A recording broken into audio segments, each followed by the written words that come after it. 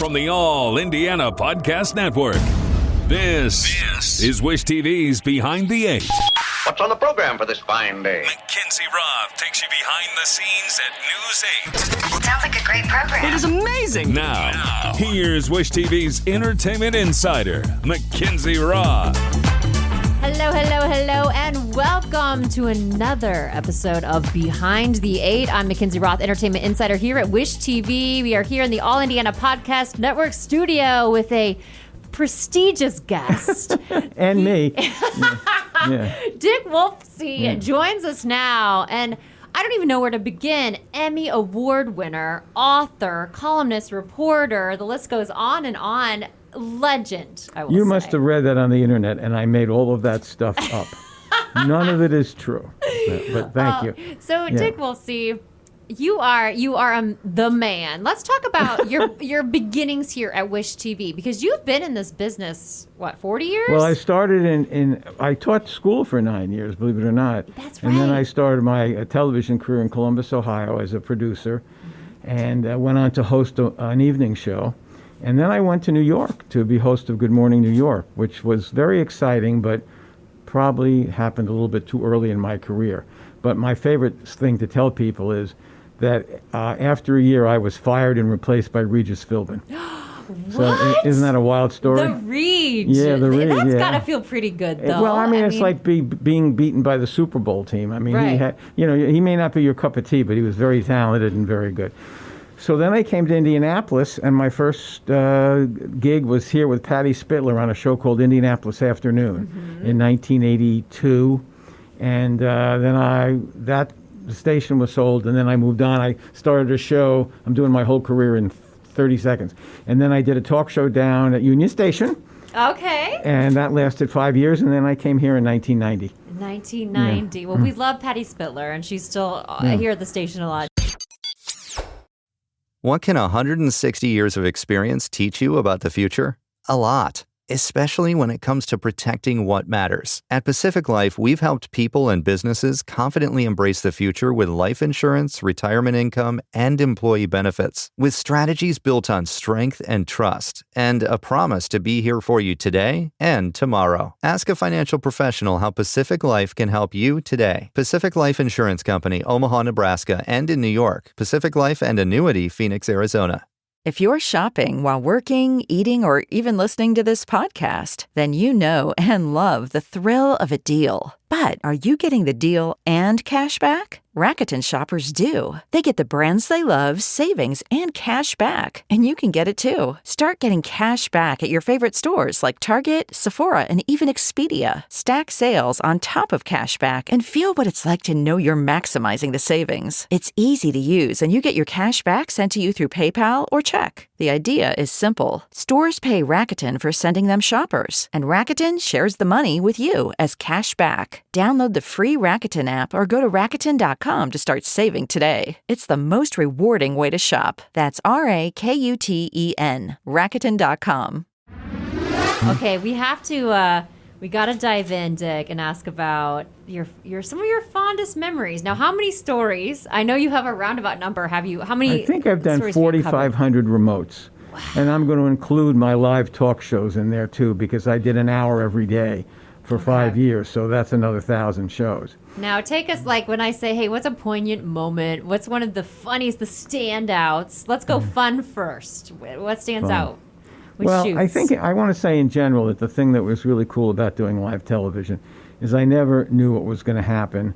I walked into a situation, I didn't know what to do, but that was I'm not good at many things, but I was good at coming in and creating a show out of nothing. Yes.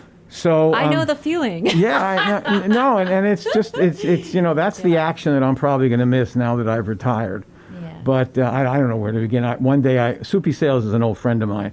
So one day he was here in town and to do some work at the comedy show. And remember, this is live television. Mm-hmm. You can't. You've taped a lot of commercials. I'm sure you've been in a situation where you retaped it several times. Sure. I could not retape anything. Yeah. So I worked out a thing with Soupy where he walked out of the elevator. Okay. We had some exchange. A waiter walked by with a pie, took the pie and Soupy put it in my face. Now, that doesn't sound complicated, but think of all the things you had to time Exactly. in live television to make that work. The elevator could not have opened. The waiter couldn't have been there. So for me, and of course, the fun thing about my show is that if it didn't work, I would have had fun with that too. Exactly. And that would have been part of the show that it didn't work. Right. And So- I'm with you on that element of live. I mean, I do indie style. I do live at 4 p.m. all Indiana. Right. I did a live radio show 5 hours every single day. Yeah. And it's the element of anything can happen. And Yeah. it makes you so quick-witted. And I mean, it's much like life, right? Anything can happen. You got to think on your feet and roll Well, with it. I was lucky because I always thought if an anchor made a big mistake, that could be trouble. But I made mistakes my whole career, and all people did was laugh at it. Right. So in that sense, I know people in the theater that said to me, it must be a lot of pressure to go on TV and really not have a script. I said, well, no, actually, that for me, that's less pressure. Freeing, I can't right? screw it up because there's nothing that I was supposed to do. Yeah, I So, love that. yeah. I love that. Now, have you ever had a moment, an OMG moment, we call them, like on air, that you're just like, total freak out? Or any real scary moments? Well, the scariest thing, a couple of scary things that I've done. I mean, I bungee jumped. I've gone on a glider. I went in a race car next to one of Johnny Rutherford. So I've done a lot of things that were scary in that sense. But Did you ever have family members or, loved ones say, hey, I don't want you to do this? Or did they know you were going to do this? You mean like my wife? Yeah. No. This is funny, though. The one thing I was scared of, and it became a running bit, that every year at the state fair, the balloon would go up, and I would cover that. And every year I said, I don't want to do it this year, because I really was scared. Isn't that weird? Yeah. I was scared. Sure. So every year I said, I'm not going to. And then one year I said to the guy, this year a Wolfsie's going to go up in the balloon. This is and the year. And of course, what I did is I made my son do it. So that purposeful, Yeah. Wolfsie. A I didn't say yeah. Dick, but Yeah, someone. yeah. Oh, Yeah. and how was it for him? He loved it. He loved it. I'm still not going. I don't know why that scares me, but it's just, Hey, yeah.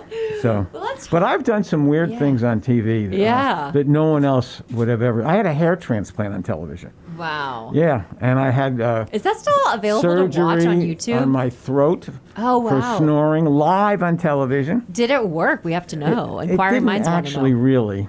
The snoring didn't. Your hair looks great. The hair, I would be, I would look like Joe, who doesn't. Nobody knows what. By the way, thank you. If you hear little snaps, Yeah. we're having our photo taken. Not just me. It's all about Dick. Yeah. Dick for his farewell. But we're having Joe, say what's up. Hi, Joe. Oh, okay. So very cool. I want to talk about how did you get into writing books? I mean, obviously you've written columns and stuff, but how I've many always books, been. first of all, I have you was written? always a writer. I was a columnist Yeah. in my college newspaper, Okay. and I guess it was around the year 2000.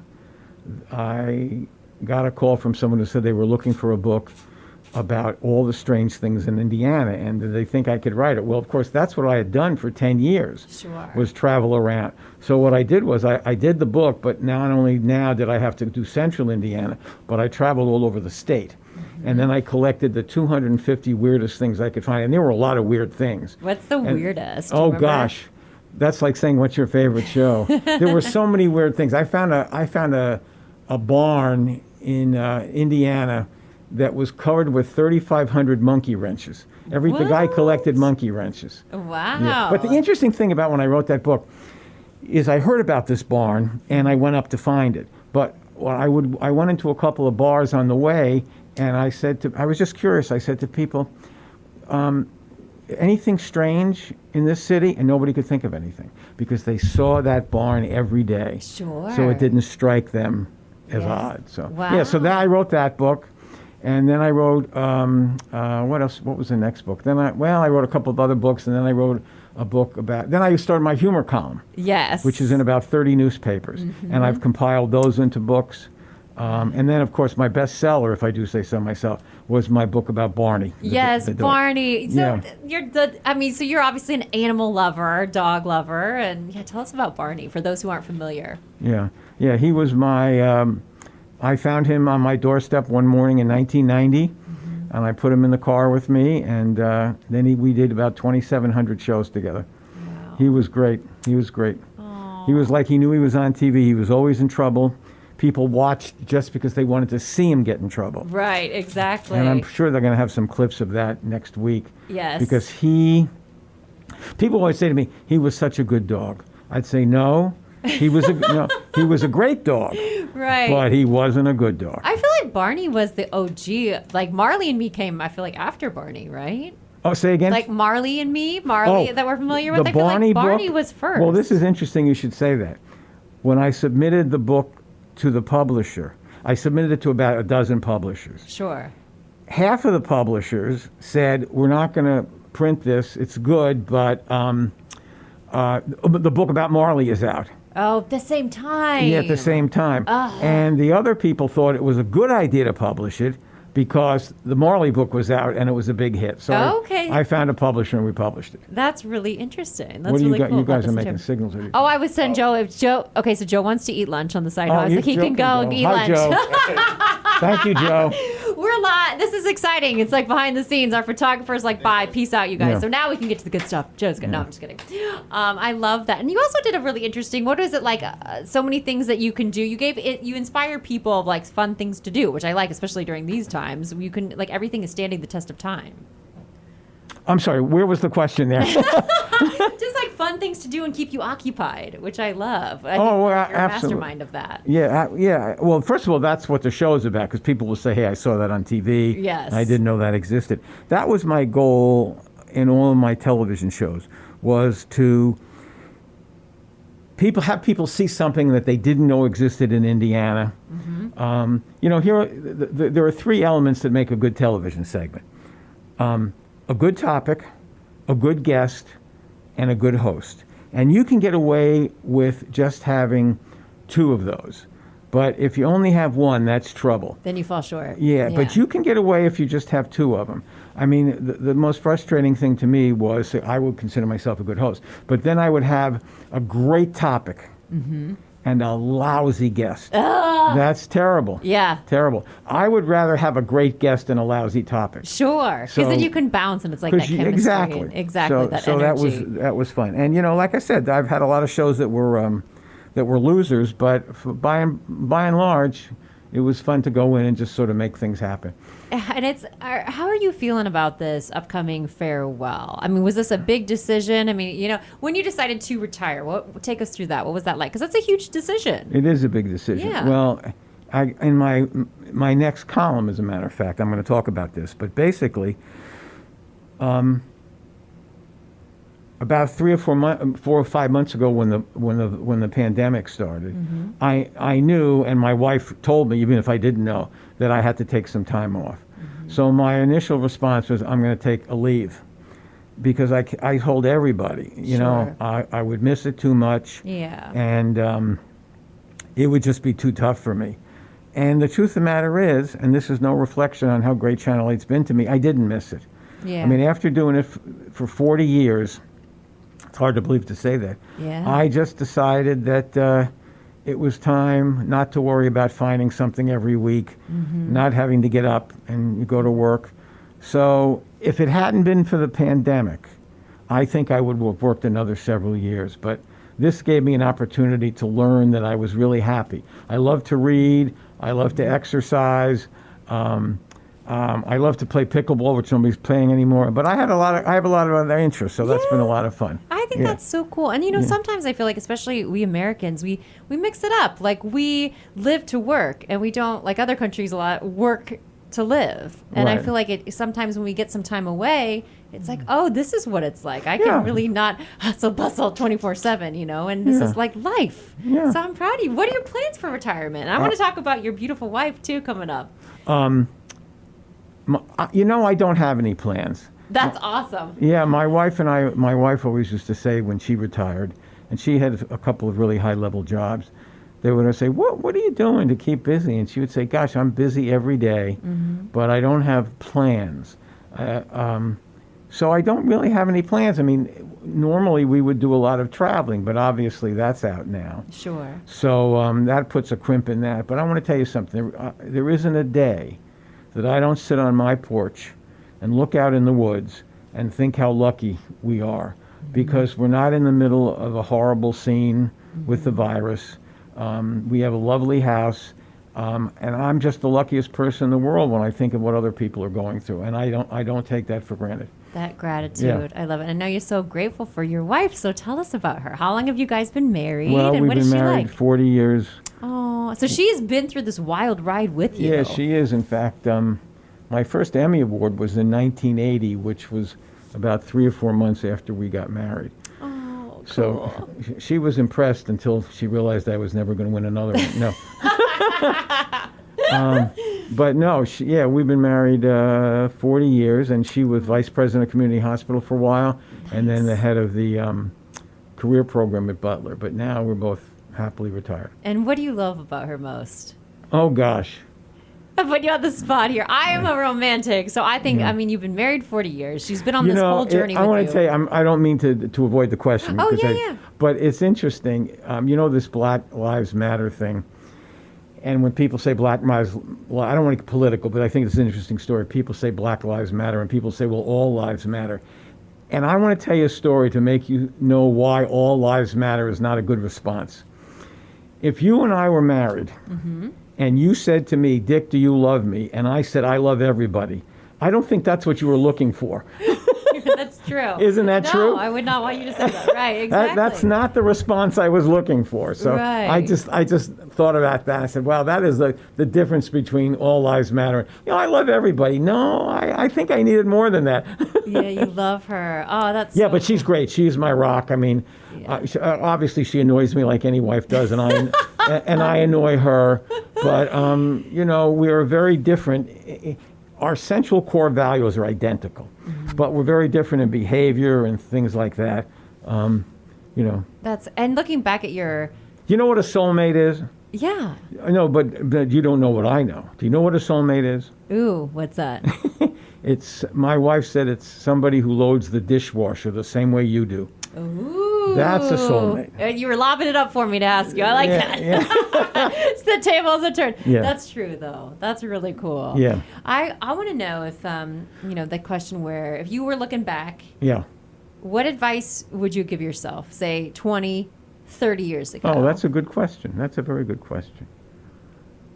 If I could do things differently? Or even, no regrets, but like if you could, Dick, 20 years ago, 30 years ago, if you could sit him down and talk to him, what would you tell I him? would have told me to learn more about the technology, because I sort of got left behind.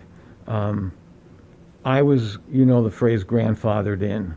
But the truth of the matter is, with my knowledge right now, even if I were 30 years younger, I could not get a job because I don't know any of the technology the new reporters do. But I was just lucky in that I didn't have to.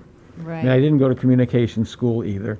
My first job was just a fluke, like many people experience that. That you get So I would have learned more about the technology, but I have no regrets about the way I've done the show and the things that I've accomplished. I'm very happy with that. Because you learn so much. And hey, we're all learning technology. I mean, look at Zoom. As of late, we've all had to learn, how to teleconference and do all these things. So, we're all It's all was all new to evolving. me. So, but For when I who- started, if you had a chyron, you had to put it up on a board, and Wow. things have changed. But I've been lucky. I was, like I said, I was grandfathered in. So You're and now I'm grandfathered in. grandfathering out. Now you're grandfathering out. Before you grandfathered Here's how I knew I out. was getting old. I used to be twice as old as the other reporters. Now I'm 3 times as old. That's how I knew I was in trouble. So. What advice to those young reporters would you give? I mean, they look at your incredible career, just this impeccable body of work, and what advice would you give to them if they're not too sure about themselves, how to succeed? Give me 1 second to think about that. Oh, yeah. Take all the time you need. I have and this is not directed at anybody, but I've been around for 40 years watching other reporters, Sure. and I don't always feel that they have the need to connect with their guests. If you can't do it now, but if you ever saw me, I hugged people and I embraced them, and I wanted them to feel good. I mean, my first job when I walked into a show was to make the people feel like I wasn't going, because people are nervous about being on TV. You know Absolutely. that. I wanted them to know that I was their friend, that if I didn't look good, if they didn't look good, I didn't look good. It's not 60 minutes. I'm not, Right. So I just think reporters, again, not directing this at anybody, but need to realize that when they interact with the public, they need to connect. And that makes Channel 8 look good. That makes them look good. Absolutely. So, yeah. I know that's so important. And I always say to my guests on air, like, hey, I'll never let you fall. If you, we've all been there. We've had a guest that just blanks and bless their heart and like, do not worry. I will keep it going until you bring it back. So we have each other. No, that's a good point. And I really do try to do that. And more than a few people over the years have come up to me and said, I was on your show. Everybody says that. I mean, I probably had 30,000 guests. I figured that out, too. But more people come say, I remember I was on the show when you were so nice to me. And of course, there's always somebody. there's always somebody. But basically speaking, yes. You were so nice to me. Yeah. And so. That's incredible. And Dick, what is this farewell going to look like? I have no idea. His eyes just got real big. I really don't. Okay. I will say this, I think, because you probably want to wrap this up, but let me say this in all humility. I'm proud of the work I've done. I think I have a great track record. Yes, sir. I've missed one day of work in 40 years. What? Yeah. How is that even possible? Yeah, one day of work in 40 years. But I just forgot what I was going to say. We'll just end it right there. What did you ask me? Wait, What is this farewell going to look like? Oh, yes, thank you. Boy, See, I said I got your back. I'll bring it on back until you remember what you're going to say. The Prevagen is not working. I got you. Okay. So we don't. So here's all humility. Okay. So I think I did a good job, and I think I touched a lot of people with getting them to laugh and smile. Mm-hmm. But I thought that my retirement would just not be noticed for two reasons.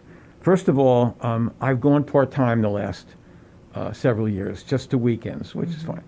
And also, I don't really have a lot of connection. I mean, honestly, when I go down the newsroom now, I know 6 or 7 people, but I don't know the other 25. Sure. Because they're all new. And if you're, that's in our business a lot. There is a lot of turnover. People, exactly. One of our gals I'm saying goodbye to, she's going to go be a producer, just because you step up different markets, that type of thing. So it's, you know. I said when the people heard I was going to retire, they either said goodbye, good riddance, or who's that?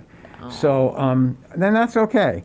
So I really thought that my retirement would so when I went in and told the boss that I was retiring, I got an email an hour later said that they were going to do a whole week about me.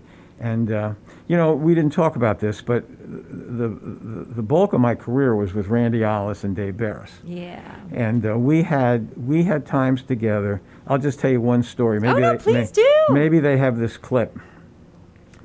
I think I mentioned Richard Simmons was a friend of mine. And no. Oh, I didn't mention it. Side note, I said Soupy was. Oh, yeah, so I would know that. I'm name dropping here. So one day, Richard Simmons... Oh, this is a great story about live TV. Okay. So one day, Richard Simmons was coming to town, and he knew I was in Indy, and he called me, and he said, I'm arriving at 5 in the morning or 4, whatever it was. And he said, maybe we can get together. And I said, well, I'm going to do a live show that morning from my house. Doesn't matter what I was doing. How did you guys become friends, first of all? When I was in New York... Okay. On the show, he was one of my guests. Oh, cool. And, all right. and we used to jog together. Did you wear those short shorts too? No, but I'll tell you something funny. I'm getting off topic here, but this is a funny story. I'm really enjoying this.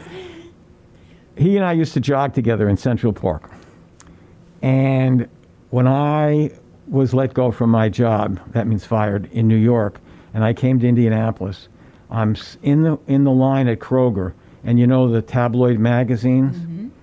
There on the front page, this is a true story, is a picture of me, although I'm not identified, and Richard Simmons running together, and the caption was "Jog with a Lover." Now, as Seinfeld, would be a cute couple. Seinfeld would say, not that there's anything wrong with that, but it's not true. But it's not true. It would be okay, but it wasn't true. Well, I heard from people that I hadn't heard from in from years. Say, hey, can I get one of Who's your that boyfriend's guy? workout Yeah. probably videos at the time, right? So that was a sidestep from another story. That's classic. Yeah. I love it. Yeah. Oh, So that's how I knew Simmons. And so he shows up at my house okay. in his limousine at 5 a.m. while we were on the front step doing the show. And I mean, you know, sometimes when things happen that are cool, you say, if I had planned that, it wouldn't have worked. That's right. And I could probably give you a dozen things like that. But one time I did a show, I was doing a show at the track and the guests didn't show up. Which happens a lot. So in I this said, business, well, unfortunately. coincidentally, there was a golf tournament next door, the Senior Open. But it's 5 a.m. So I said to Carl, my photographer, I said, well, we've got no show here. Let's go over to the golf tournament, and at least we can give them a nice plug. Sure. It was the senior golf tournament. So, make a long story short, we get there, and of course there's not a soul there. It's 5 a.m. and certainly nobody to interview.